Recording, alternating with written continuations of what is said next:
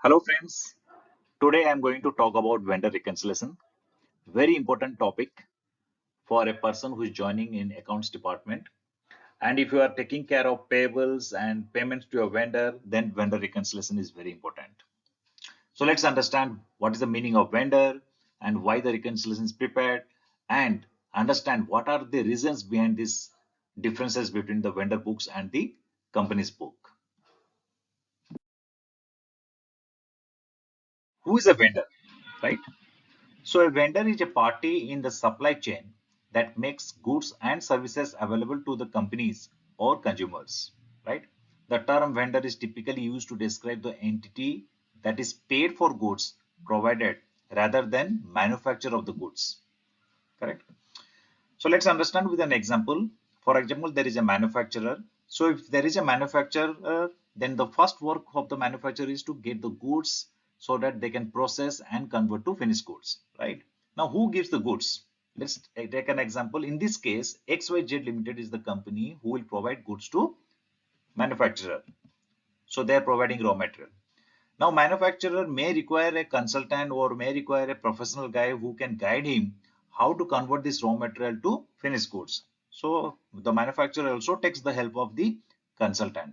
Now, in this example, if you see, there is a company who is giving material, there is a person who is giving consultancy to the manufacturer. All these people, either they're giving goods or service to the manufacturer, and the manufacturer has to pay to this company or to the consultant because of receiving of the material and the services, right? So these two parties, XYZ Limited and the consultant, both will be treated as vendors in the books of the manufacturer.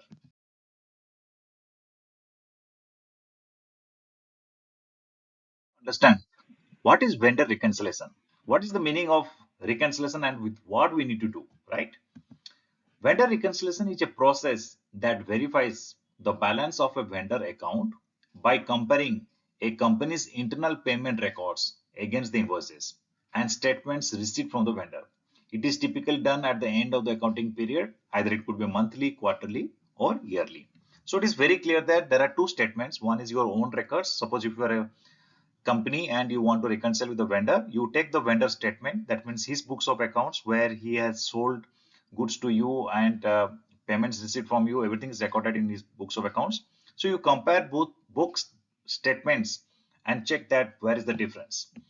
For example, vendor statement, in the left side you can see accounting of invoices raised on customers and payment received against invoices. That is what he has recorded in his books. At the same time, the reconciliation will happen with the company's record, accounting of invoices received from vendors and payment made against invoices.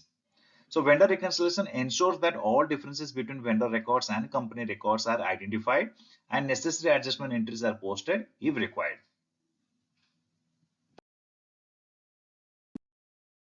Try to understand what are the reasons for difference between the vendor statement and the company's, or you can say customer's record. The first one is goods issued by vendor not yet received. That means the goods has been dispatched by the vendor from his factory but not yet received by the customer. So goods has been issued by the vendor, hence the vendor has accounted the invoice.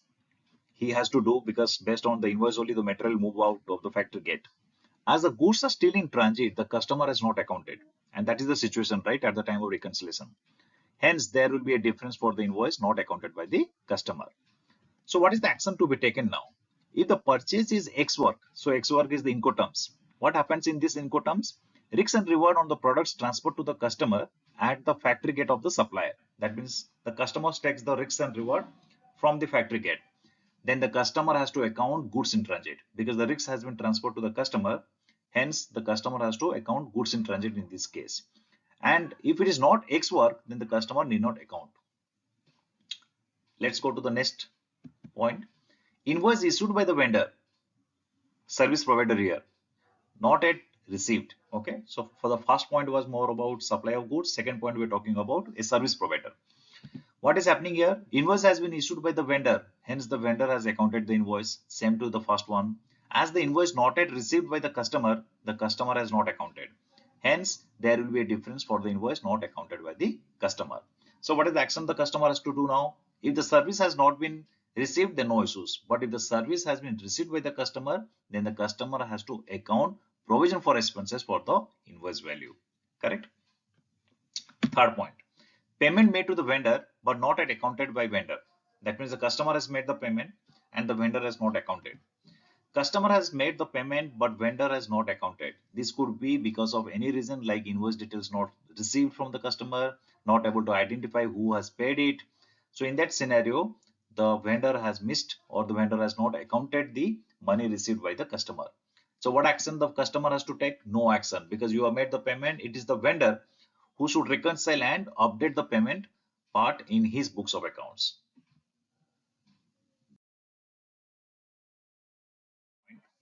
TDS deducted by the customer but not accounted by vendor, right?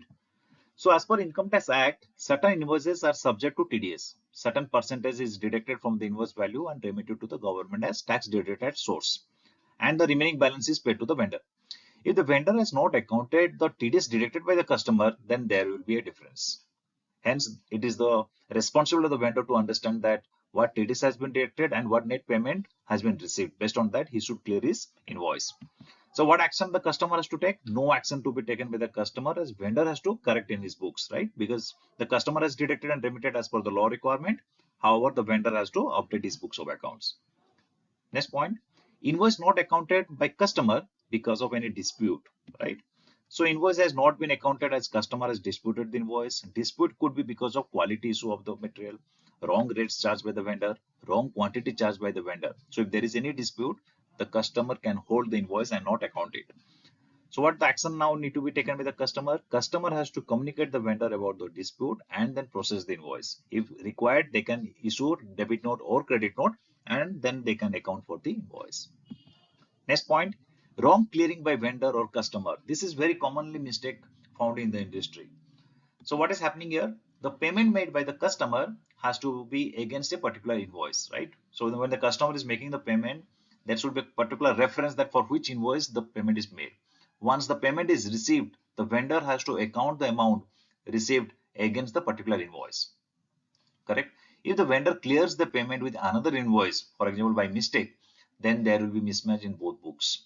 Same applies for customer. If customer is making payment for invoice number 113 and then making clearance with 115, then obviously there will be a problem, because you are making payment for against one invoice but you are recording in books for another invoice.